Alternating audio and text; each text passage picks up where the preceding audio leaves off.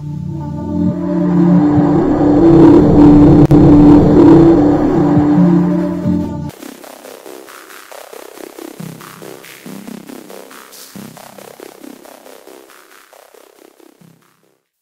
aposta de Pascal é considerada pelos céticos uma falácia de falsa dicotomia e um argumento completamente irrefutável.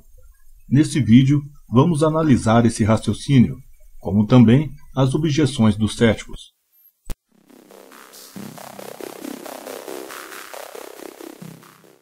Blaise Pascal foi um matemático francês, físico, filósofo, teólogo e um grande pensador cristão. Entre suas contribuições para a ciência podemos destacar a descoberta da existência do vácuo.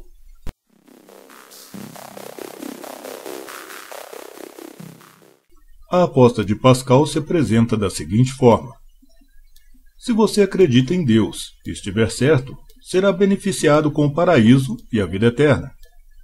Se você acredita em Deus e estiver errado, não perderá nada. Se você não acredita em Deus e estiver certo, não perderá nada.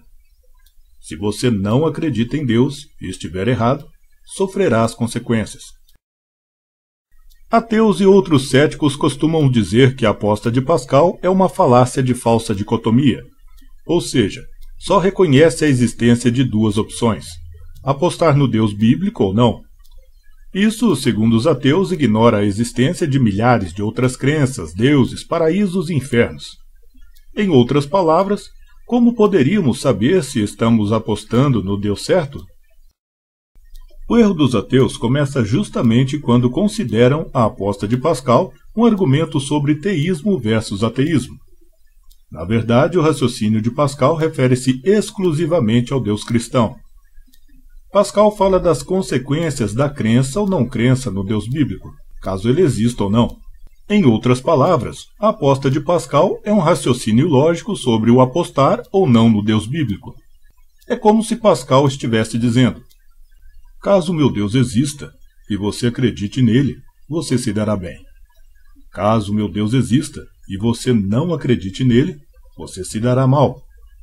Caso meu Deus não exista, não vai fazer diferença se você acredita nele ou não. Isso em si já mostra que o ateísmo nunca será a melhor opção, pois com ele você só tem chances de perder, mas nunca de ganhar. De acordo com a linha de raciocínio ateísta, se você não consegue estabelecer a identidade do Deus verdadeiro, é melhor nem apostar. Mas seria esse um pensamento coerente? Isso mostra realmente que o ateísmo é a melhor opção? Imagine se eu deixar de apostar numa loteria só pelo fato de que outros números podem ser sorteados no lugar do número que escolhi. Se eu aposto, tenho uma chance de ganhar o prêmio. Porém, se não aposto, minha chance é zero. Isso indica que apostar é mais vantajoso do que não apostar, principalmente se o prêmio for alto. Mas não vamos perder a linha do raciocínio de Pascal. Pascal não fala em escolher um Deus para apostar, mas nas consequências de apostar ou não no Deus que ele acreditava, caso ele exista ou não. Assim, não há necessidade de se perguntar a qual Deus a aposta se refere, pois isto já está claro. Isso não é um argumento elaborado para convencer alguém da existência de Deus. Trata-se apenas de um raciocínio lógico, que continua sendo lógico mesmo que o aplicássemos a outros aspectos. Por exemplo, existe um asteroide chamado Apophis que pode colidir com a Terra em 2036.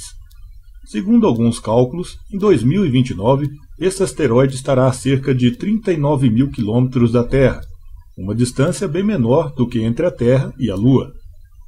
Mesmo que alguns cientistas já tenham descartado a possibilidade de uma colisão com o nosso planeta, outros cientistas, porém, acreditam nessa possibilidade. Agora vamos aplicar o raciocínio lógico de Pascal nesse exemplo. Se os cientistas acreditam que o asteroide pode atingir a Terra, e estiverem certos, podem desenvolver um método de desvio de asteroides e se dar bem.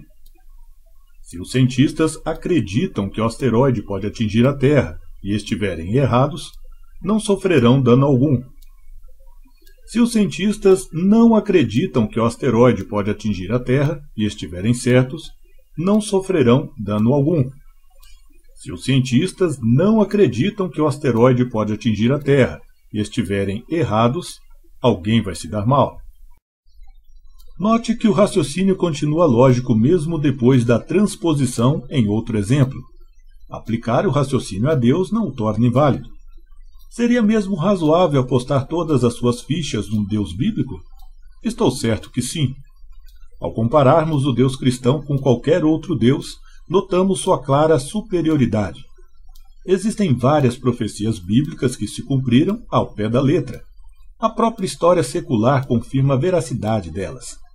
Pesquise sobre as profecias a respeito da Babilônia, do Egito, de Edom, entre muitas outras. Mas será que você poderá encontrar alguma profecia de Zeus, Thor, Odin ou Horus que tenha se cumprido no decorrer da história? Acho muito improvável. E o que diremos sobre a arqueologia? Você sabia que existem achados arqueológicos que confirmam muitos fatos ligados ao Deus bíblico? Veja o Diário de Puer, por exemplo, um achado egípcio que confirma algumas das pragas que Deus lançou sobre o Egito na época de Moisés. Você já viu algo parecido em referência a outro Deus? Você acha que Pascal não analisou os fatos antes de resolver apostar suas fichas no Deus cristão? Os críticos da aposta de Pascal também costumam argumentar que ninguém pode escolher crer em algo, ou se crer ou não crer. Dawkins, um autor de livros ateístas, disse em um de seus livros que acreditar não é uma coisa que se possa decidir. Em outras palavras, ou você crê ou não crê. Apostar num Deus não é garantia de passar a crer nele.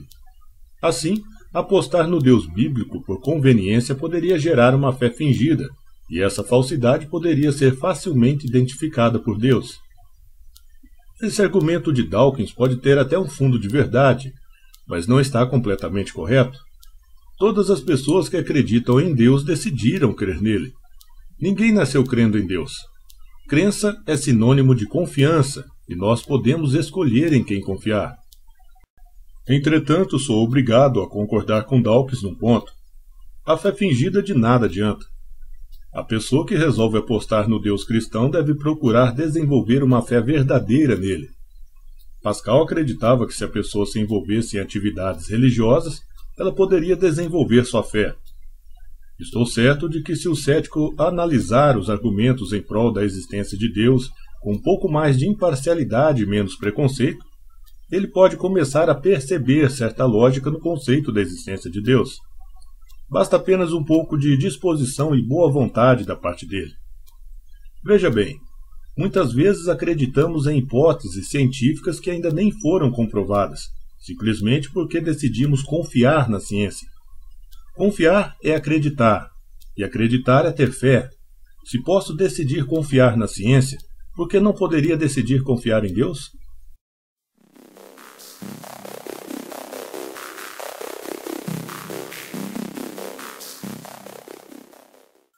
É bom deixar bem claro que a aposta de Pascal não foi formulada na intenção de ser um argumento para persuadir as pessoas da existência de Deus. Isso tanto é verdade que Pascal nem publicou sua aposta. Esse material só foi publicado após a morte de Pascal, numa obra póstuma chamada Pensamentos. Resumindo tudo o que eu disse até aqui, posso afirmar que os céticos não refutaram a aposta de Pascal, mas um espantalho que eles próprios criaram, uma versão falsa e exagerada da aposta de Pascal.